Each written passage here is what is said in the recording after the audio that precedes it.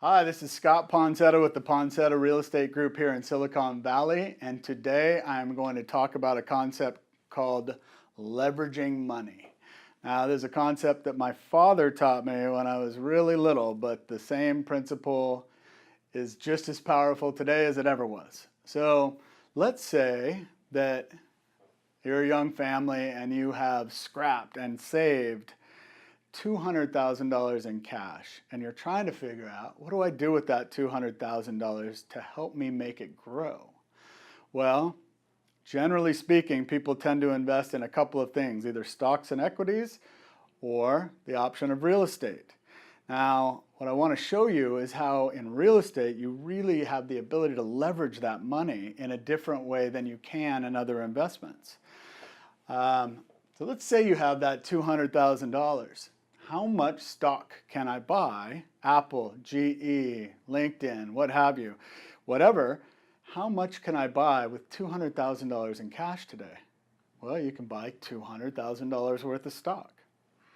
Now, conversely, if you're to invest in real estate in the Bay Area or anywhere, you can leverage that money, and with a 20% down payment, you can actually buy an asset worth $1 million. So your choice is to buy an asset worth $1 million or to buy an asset worth $200,000.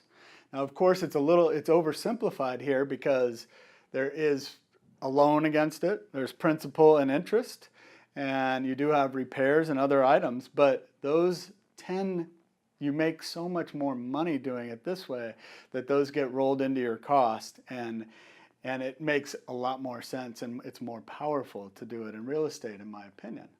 So to take this a step further though, let's say that your real estate appreciates by 5% and so does your stock.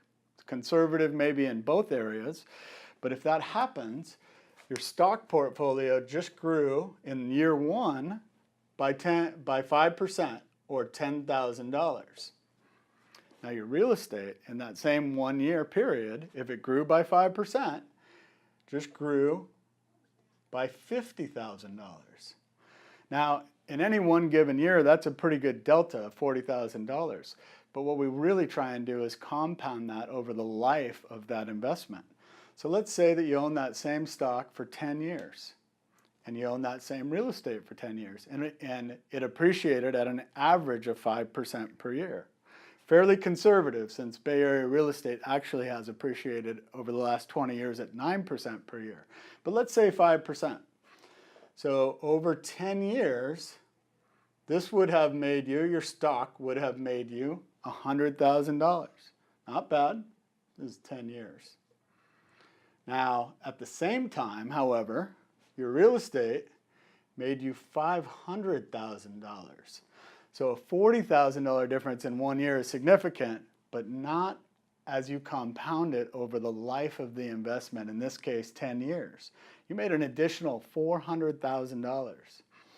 Now what's really even more interesting about this concept, to take it a step further, is that let's say you wanted to sell and you wanted to liquidate that asset. Well, you would make $100,000 here and you would pay capital gains tax on the increase in value. No matter what, there's no way to hide it, to defer those taxes. In real estate, if it's residential property and you're married, that whole $500,000 is tax-free. You get all of it.